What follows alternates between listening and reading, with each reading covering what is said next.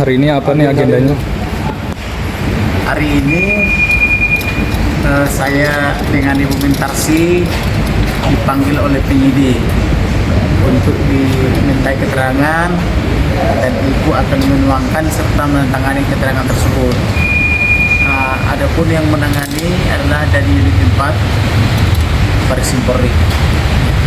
Kalau boleh tahu ini pemanggilan keberapa ya Bang? Ini baru panggilan perdana setelah penyelidikan ya, karena sebelumnya laporan, kemudian penegasan apa itu laporannya oleh penyidik, kemudian hari ini baru resmi oleh penyidik. Mungkin ada apa sih Bang yang dibawa, mungkin ada bukti-bukti baru atau apa yang dipersiapkan? Udah kita berikan semuanya kepada penyidik dari surat kuasa, bukti-buktinya semua kita kasih. Udah di Najigelen dan atau di Materai. Tapi berarti tidak ada bukti tambahan ya Bang? Bukti tambahan untuk sementara belum, tapi hari ini adalah ibu ini dipanggil untuk menuliskan keterangannya gitu. Saya dapat Dan hari ini gimana Bu? Persiapannya mungkin? Jadi sebetulnya ini seperti yang sebelumnya, saya akan keluar mundur dalam jabatan saya. Jadi sebetulnya walaupun hanya mundur dalam jabatan sebagai direksi, tapi semua saham saya dihilangkan di CV Lestiani, dihilangkan di PT Global Aksi. Jadi sekarang ini kejadian berulang. Tahun 1994 juga pernah terjadi, saham saya tiba-tiba hilang. Caranya juga sama, dibuat akte hilang tiba-tiba saham saya. Kebetulan ketahuan. Kemudian tahun 2000 sama juga. Jadi ini adalah perbuatan berulang. Sekarang kita lihat dari segi hukumnya, apa yang dipersoalkan oleh polisi. Jadi yang dipertanyakan pertama, apakah betul saya keluar sebagai pengurus, sebagai jabatan dalam hubungan dengan jabatan? Saya bilang saya punya bukti saya berikan semuanya. Bukti saya keluar dalam jabatan, yaitu bukti dari surat Pengadilan Negeri Jakarta Pusat. Lalu bukti lagi surat Pengadilan Jakarta Selatan. Bukti lagi bahwa mereka menjawab. Itu kan sudah cukup sekali. Sekarang apa bukti mereka bahwa saya keluar sebagai pengurus, sebagai pemegang saham? Apa bukti mereka bahwa mereka pernah membayar?